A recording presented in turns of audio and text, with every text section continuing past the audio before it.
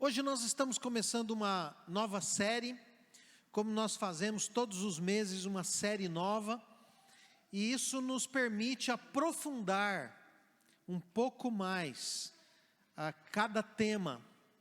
Ao invés de pregar um tema num único domingo, uma única vez, nós desenvolvemos o mesmo tema durante todo o mês, e isso nos ajuda a pensar mais sobre cada assunto, a aprofundar a nossa reflexão e a buscar essa mudança que Deus quer fazer em nós através da sua palavra.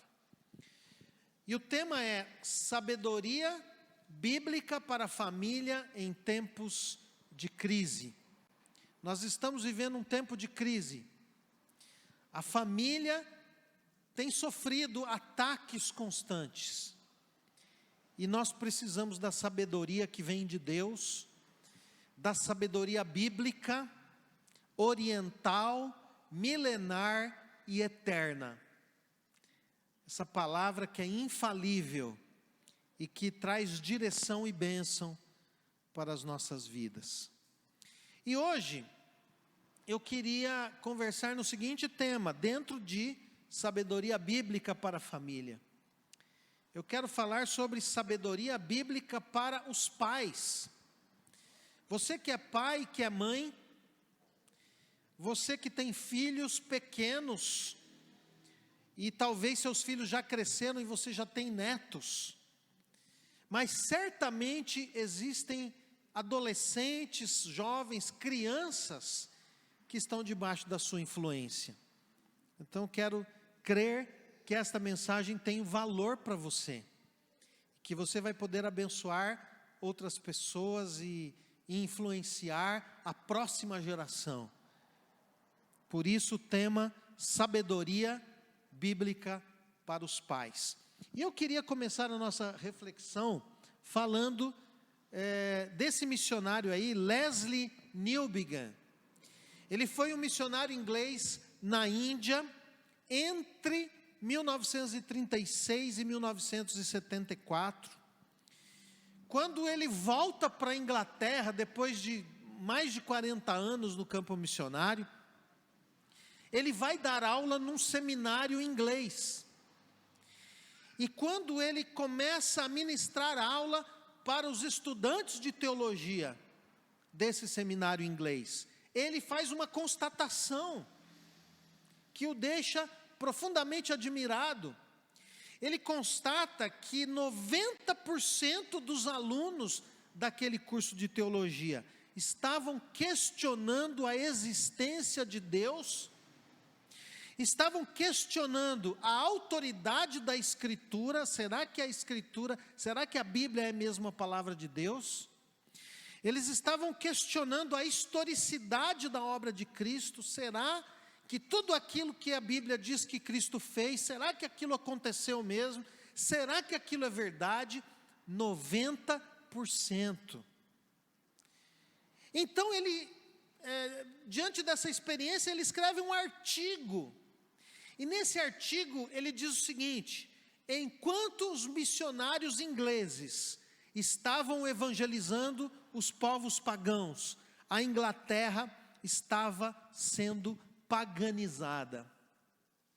A Inglaterra, ele constata, passou a abandonar os valores cristãos e as crenças cristãs, e passou a adotar valores diferentes dos valores cristãos. Este tem sido um tempo de crise mundial. Esta pandemia que nunca foi vista, uma pandemia que alcançou o planeta todo, que tem levado o mundo todo a uma crise sem precedentes, tem trazido grandes dificuldades para toda a população mundial. É difícil alguém que não esteja enfrentando algum tipo de dificuldade. Mas esse também tem sido um tempo de grande dificuldade para a família como instituição. Pelo menos para a família como nós imaginamos, para a família como nós entendíamos que era a família. A instituição familiar, conforme ela é descrita, pelos valores judaico-cristãos. A família está passando por dificuldades, a família tem enfrentado grandes dificuldades, a família como instituição. E especialmente esta tem sido uma época difícil para os cristãos em todo o mundo. Eu não sei se você percebe isso, mas nos nossos dias, eu não sei quanto você tem percebido o quanto as crenças e valores pagãos estão sendo gradativamente adotados pela sociedade ocidental. Eu não sei se você tem percebido o quanto as crenças e valores cristãos estão sendo aos poucos rejeitados pela nossa sociedade, pela nossa cultura ocidental. A cultura ocidental está caminhando na direção de uma paganização. Nós estamos nos tornando uma cultura pagã, uma cultura que aos poucos vem rejeitando os valores cristãos. Várias questões sociais que são controversas estão sendo resolvidas por meio da adoção de valores diferentes dos valores historicamente defendidos pelo cristianismo. O mundo está preferindo outros meios de vida do que o cristianismo. Então, temas controversos que nós poderíamos, no mínimo, dizer que merecem um debate, que merecem uma discussão, como o aborto, o divórcio, a homossexualidade, o feminismo, o sexo e tantos outros temas, têm sido discutidos sob uma ótica não cristã. E se nós desejamos uma sociedade democrática, a primeira coisa que uma sociedade democrática precisa preservar é a liberdade de consciência e a liberdade de expressão.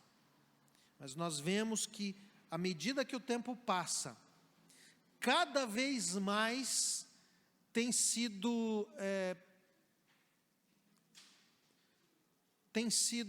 difícil você expressar uma opinião quando essa opinião diverge da maioria das pessoas.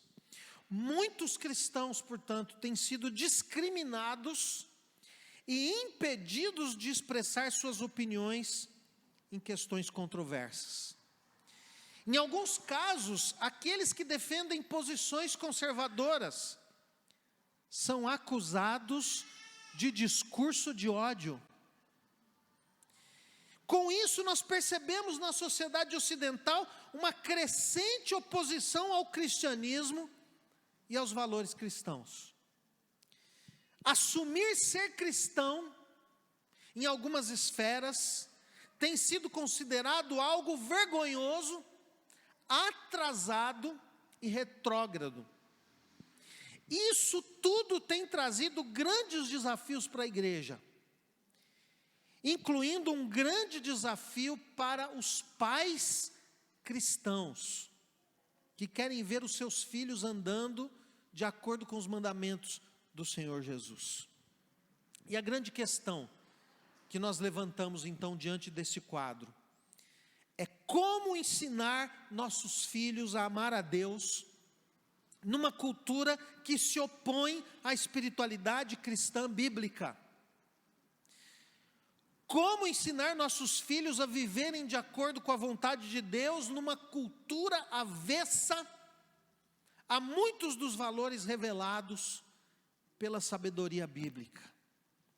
Esses desafios têm acompanhado o povo de Deus, não apenas recentemente, mas em toda a história. Tanto na história da igreja, como na história do Antigo e do Novo Testamento, esse tem sido um desafio para os cristãos. Como conduzir seus filhos a uma caminhada nos princípios e valores do Evangelho de Jesus Cristo. Na história, nós olhamos para o Velho Testamento e vemos que Deus tira um povo da escravidão do Egito e leva esse povo para a terra de Canaã. Você conhece a história do Êxodo? Deus transforma aquele bando de escravos desorganizados numa nação. E Deus coloca um líder diante daquela nação, Moisés, para guiar esse povo para fora da escravidão e para uma terra. E a terra naquele tempo era fundamental para que um povo fosse livre. A liberdade dependia da terra, porque a terra era o meio de produção. A terra era a maneira de conseguir o sustento para homens e mulheres livres. Então, Deus chama esse bando de escravos, transforma esse bando de escravos numa nação e dá leis a esse povo, para que o seu caráter e o seu amor fossem revelados a esse povo e a todas as outras nações. Quando o povo de Israel está prestes a entrar na terra prometida, então, Deus chama Moisés e manda Moisés reunir o povo e instruir o povo. Toda uma geração tinha vivido 40 anos no deserto, e agora a nova geração é que vinha surgindo. E Deus então chama Moisés para instruir aquele povo, para que as novas gerações ficassem firmes com Deus, mesmo morando numa terra habitada por povos pagãos e idólatras.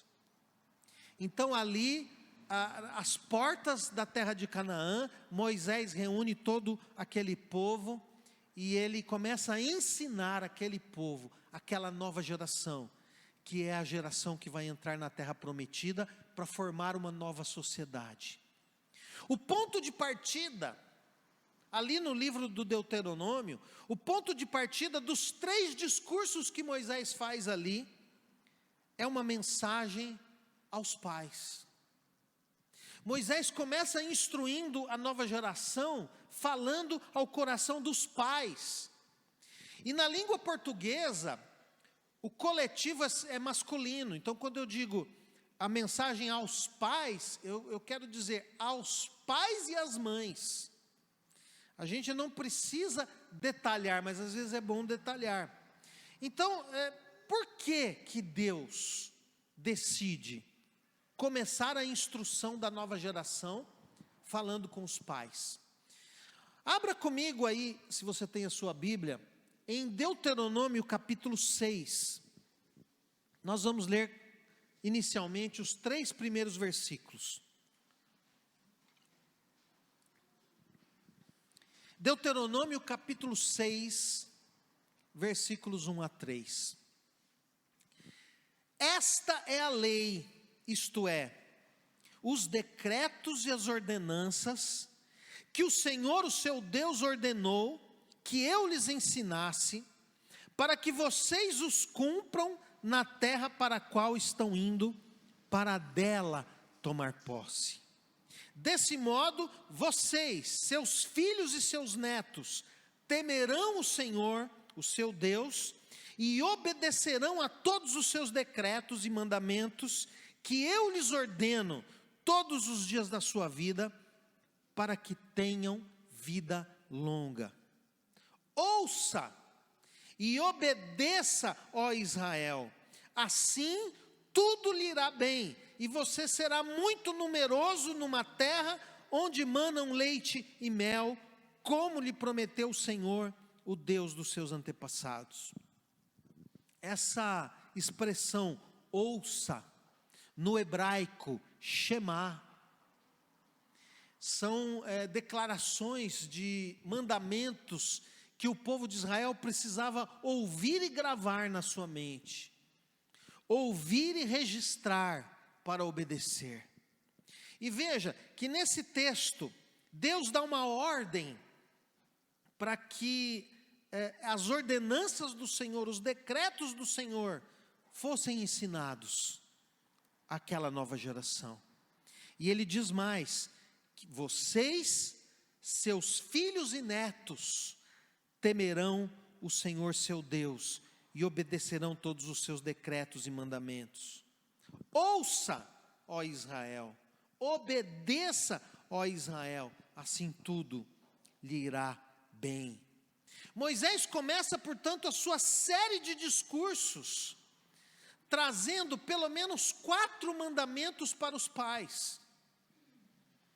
E eu queria hoje compartilhar 2 desses mandamentos, que Moisés apresenta como um instrumento do Senhor para instruir aquele povo, mandamentos para os pais, porque o papel dos pais é fundamental para a próxima geração. O primeiro mandamento que nós encontramos aqui nesta passagem de Deuteronômio 6, é o seguinte: pais devem amar a Deus profundamente. Pais devem amar a Deus profundamente. Veja o versículo 4. Ouça, ó Israel, o Senhor nosso Deus é o único Deus. Ame o Senhor seu Deus de todo o seu coração, de toda a sua alma, de todas as suas forças. E o versículo 6, que todas estas palavras que hoje lhe ordeno, estejam em seu coração. Pais devem amar a Deus profundamente. Esse é o primeiro mandamento do Senhor para o seu povo. Tudo na sua vida deve ser permeado pela consciência de que você ama a Deus e precisa incorporar a vontade de Deus em todas as esferas da sua vida. Mas antes de Deus dizer para você amar a Deus, Deus declara o amor dele por você. Veja que ele diz aqui: ouça Israel, o Senhor é o nosso Deus. Ele nos amou, e Ele nos amou tanto que Ele se tornou o nosso Deus. Então Ele nos deu seus mandamentos para que a gente conheça a sua vontade. Ele não nos deu mandamentos para que a gente, obedecendo esses mandamentos, a gente fosse amado por Ele. Antes de nós amarmos a Deus, Ele nos amou primeiro. Esse amor incondicional de Deus por nós é que fez com que Ele desse a nós os seus mandamentos. Em Romanos 5,8 diz que Deus prova o seu amor para conosco, enviando seu Filho para morrer por nós. Quando eu fico sabendo que Deus me amou incondicionalmente, que Deus enviou seu Filho, que Deus entregou seu Filho, que o Filho de Deus morreu na cruz em meu lugar e pelos meus pecados. Quando eu fico sabendo dessa prova do amor de Deus, de que Deus me ama de verdade, que Ele demonstrou isso com atitudes, não foi um amor só de palavras, mas Ele agiu em meu favor. Quando eu fico sabendo que Deus me amou assim, antes mesmo de eu conhecê-lo, eu passo a amar a Deus, em resposta ao amor dEle. O amor dEle me conquista, o amor de Deus conquista meu coração. Em João 14:21 diz: aquele que tem os meus mandamentos e obedece a eles, esse é o que me ama. E como é que eu amo a Deus? Obedecendo os seus mandamentos. Então Deus trouxe os seus mandamentos para mim. Deus enviou os seus mandamentos para mim, para que através da obediência desses mandamentos, eu pudesse retribuir o amor que Ele teve por mim, ao enviar seu Filho para morrer na cruz em meu lugar. Amar o Senhor, portanto, não é um mandamento difícil de obedecer, porque amar ao Senhor é um mandamento que nasce da gratidão. Eu amo a Deus porque Ele me amou primeiro, isso não é difícil. Veja, no mesmo texto, Deuteronômio 6, o versículo 8 e o versículo 9. Amarre-as, ou seja, amarre essas palavras como um sinal nos braços. O nosso amor deve ser demonstrado em todas as áreas da nossa vida. Amar a Deus é algo que se reflete naquilo que nós fazemos. Então Deus manda amarrar essas palavras nos braços. O amor de Deus deve ser refletido naquilo que pensamos. Então ele diz: prenda-as na testa, escreva-as nos batentes das portas de sua casa e em seus portões. Ele está dizendo a sua vida dentro de casa, nos batentes das portas, e a sua vida pública, a sua vida fora de casa, nos portões, os seus negócios, os seus relacionamentos, todas as áreas da sua vida precisam ser impactadas por esse amor. Deus nos ama incondicionalmente, e nós precisamos expressar esse amor em cada área da nossa vida, na maneira como nós vivemos. Agora preste atenção, isso faz muita diferença na vida de um filho. Quando um filho olha para o seu pai e para a sua mãe, e ele percebe que seus pais não são apenas pessoas religiosas, mas que são pessoas que verdadeiramente amam a Deus, respeitam a Deus, têm consideração por Deus e pela sua palavra, isso traz um impacto na vida dos filhos. Se você vive a fé, isso vai trazer impacto na vida dos seus filhos. Porque, sabe por quê? Porque ensinar não é apenas transmitir informação. Ensinar é traduzir as informações em vida. Ensinar é quando você pega aquelas informações, você olha para elas e você muda, você se arrepende, você traduz aquelas informações em atitudes no dia a dia, para impactar os nossos filhos, para conduzir a próxima geração a uma caminhada com Deus. Nós que somos pais, precisamos mostrar como as informações, os conceitos, os valores que estão na palavra de Deus, que expressam a vontade de Deus, como a palavra de Deus resulta em transformação para a nossa vida. Nós, pais, precisamos ser impactados pela palavra do Senhor, para que essa palavra impacte a vida dos nossos filhos. Filhos precisam ver na vida dos seus pais aquilo que eles dizem. Como muitas vezes nós dizemos, não adianta dizer para o filho: faça o que eu digo e não o que eu faço.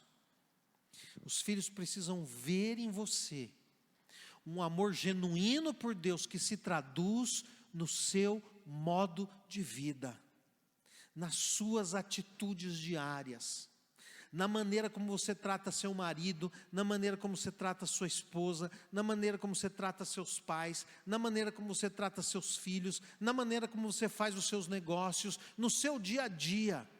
A sua vida deve ser impactada pela palavra de Deus e pelo amor a Deus. Por isso que no versículo 6, Deuteronômio 6:6, diz assim: que todas essas palavras que hoje lhe ordeno estejam em seu coração.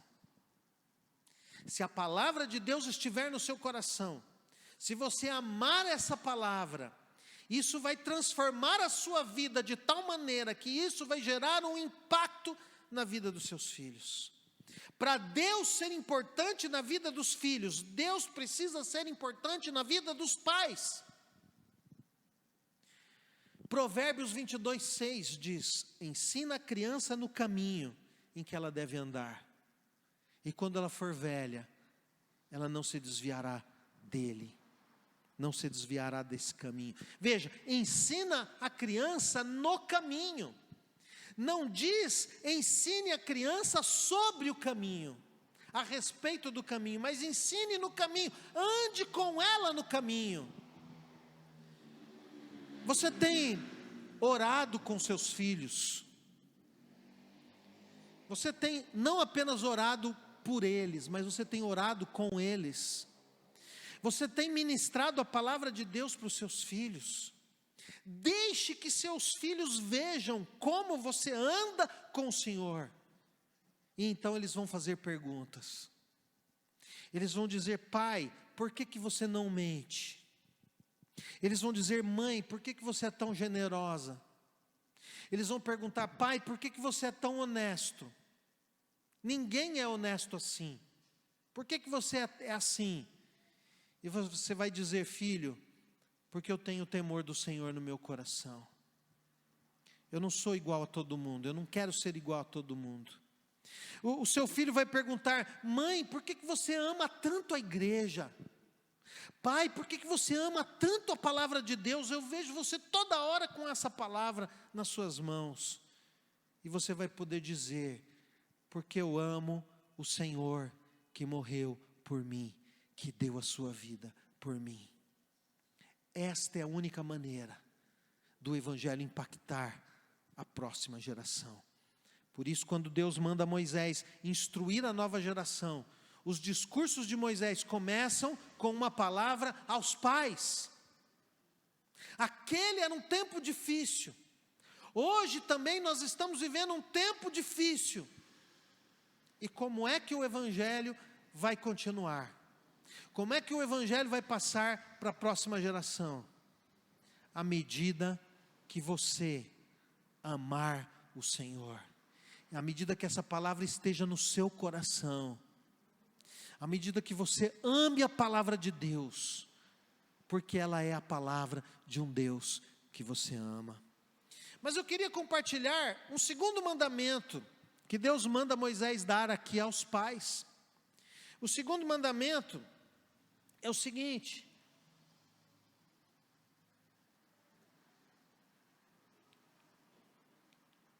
dá para mudar aí, por favor, que aqui não está mudando mais. Segundo mandamento: pais devem assumir a responsabilidade pela educação dos seus filhos, especialmente a educação na fé, especialmente a educação na espiritualidade. Veja, Deuteronômio 6,6, que todas estas palavras que hoje lhe ordeno estejam no seu coração. E o versículo 7, ensine-as com persistência a seus filhos. Uma outra tradução diz: você deve ensiná-las. Você deve ensiná-las. Você que é pai, você que é mãe. Essa é a sua missão. Uma outra tradução diz: tu as inculcarás a teus filhos. Ou seja, você vai ministrar essa palavra tanto que ela vai entrar na cabeça do seu filho. Converse sobre essas palavras quando estiver sentado em casa, quando estiver andando pelo caminho, quando se deitar e quando se levantar. Em todos os momentos da vida, no dia a dia, em casa, fora de casa, levando seus filhos para a escola, saindo para passear no shopping, aonde você vai com seus filhos, que todas as oportunidades que você tem com eles, sejam oportunidades de ministrar a eles a palavra do Senhor. E eu quero perguntar: qual é o ensino que você tem dado ao seu filho durante a pandemia? Quanto tempo você tem gastado com os seus filhos, ministrando a eles a palavra de Deus, os valores de Deus e os mandamentos de Deus? Nós, pais, somos responsabilizados pelo Senhor para ensinar a palavra de Deus, para pregar o evangelho aos nossos filhos. Se você não ensiná-los, quem vai ensiná-los? A escola, o YouTube, a TV, a internet, os amigos, a sociedade. Alguém vai ensinar o seu filho, que seja você. Porque aquilo que você vai ensinar é o melhor, aquilo que você vai ensinar é bom. Como que estão seus filhos agora na pandemia? Quando nós não estamos tendo reuniões pela manhã no domingo.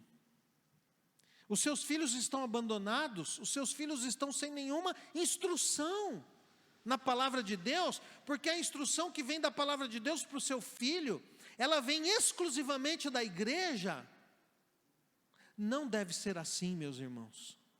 A igreja é parceira na instrução das crianças.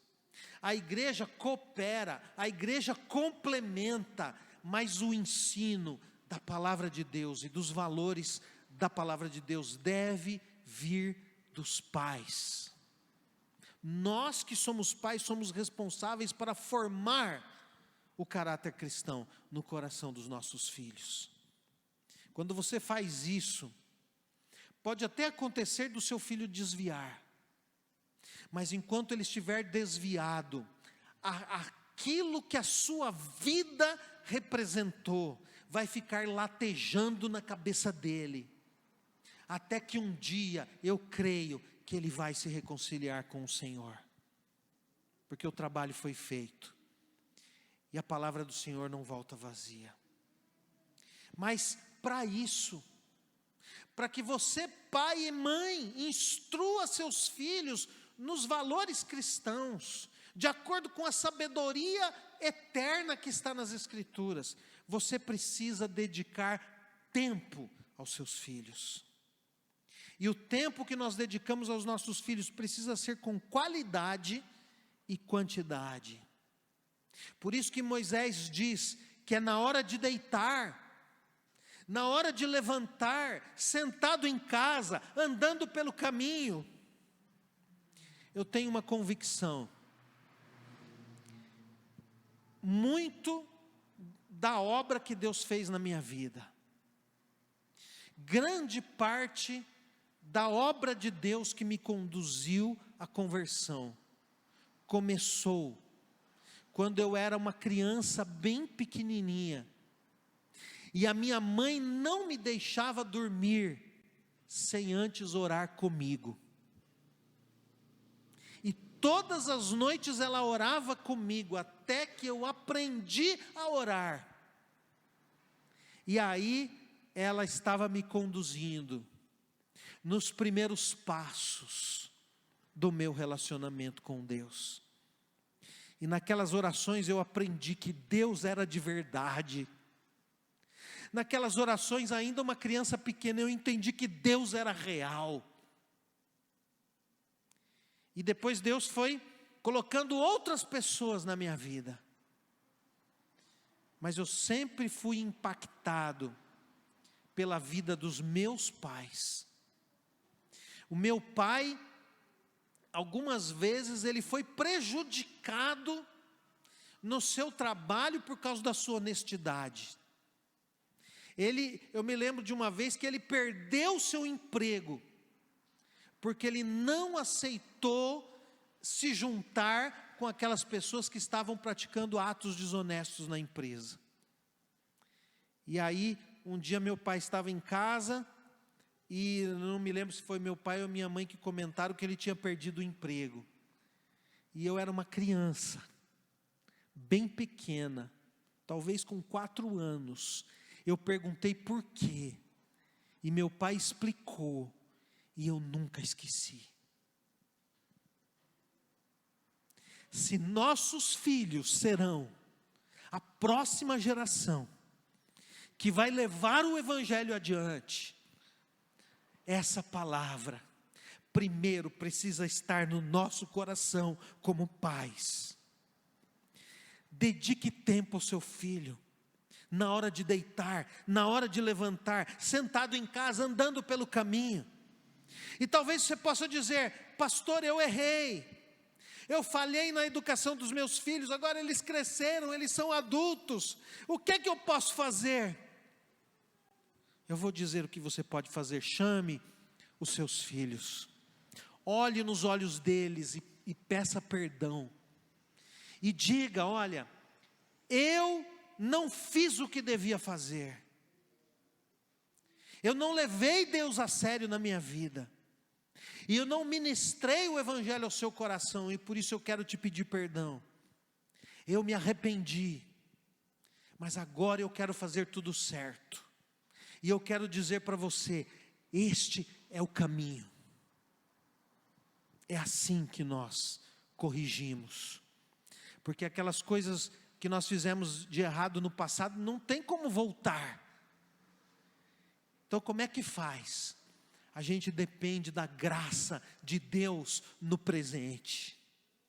Toda vez que você teme o Senhor, toda vez que a palavra do Senhor está no seu coração, e que você decide viver essa palavra, pessoas serão impactadas pela sua vida transformada.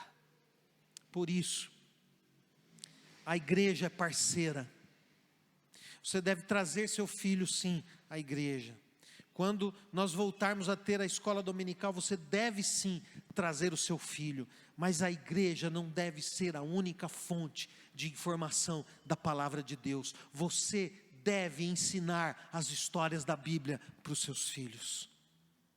Você deve vivê-las no dia a dia e ministrá-las ao coração do seu filho.